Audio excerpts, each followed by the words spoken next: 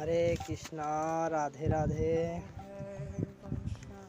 আজ অনেক দিন পর আবার আজকে এলাম আপনাদের মাঝে।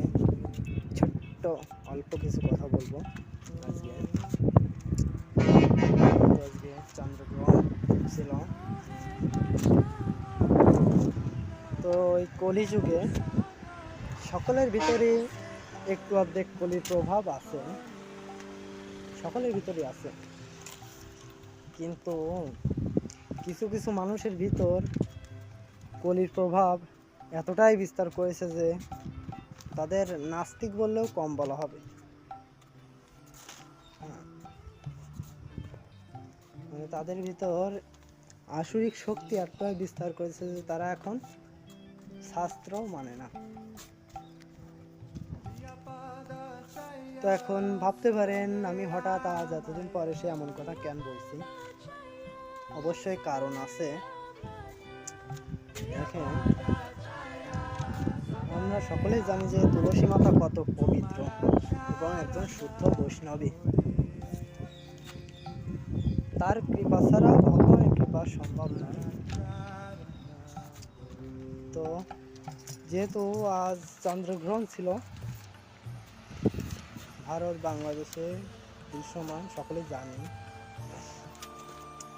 তো চন্দ্রগ্রহণ চলাকালীন সময়ে বাসায় যদি কোনো রন্ধন করা কোনো কিছু থাকে সেটা অশুদ্ধ হয়ে যায়। গ্রহণের পর সেটা আর আহার করা যায় না, ফেলে দিতে হয়। কিন্তু কিছু ক্ষেত্রে দু একজন আছে যে নিরামিষের ভিতর তুলসী পত্র দিয়ে রাখে।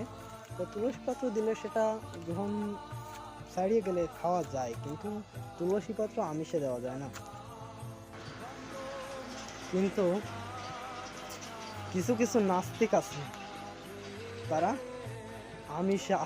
আমিষের মধ্যেও তুলসী পত্র দেয়। একটু চিন্তা করেন, কত বড় নাস্তিক হলে তারা আমিষের ভিতরেও তুলসী পত্র দেয়। মানে তাদের এতটা আসরিক প্রবৃত্তি বিস্তার করেছে তাদের ভিতর, তাদের যদি বোঝায়ও তাও তারা বোঝার চেষ্টা করে না।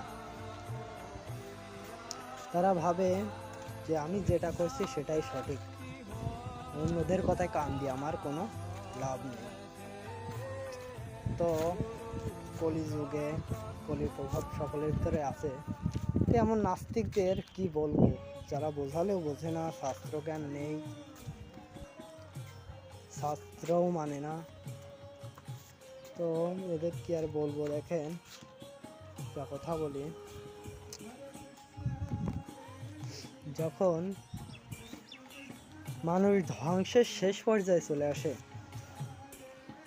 তখন তাদের বুদ্ধি ভ্রষ্ট হয়। তারা তখন ভুলটাকেও সঠিক বলে দাবি করে। তারা ভাবে যে আমি যেটা করছি সেটাই সঠিক, অন্য সব ভুল।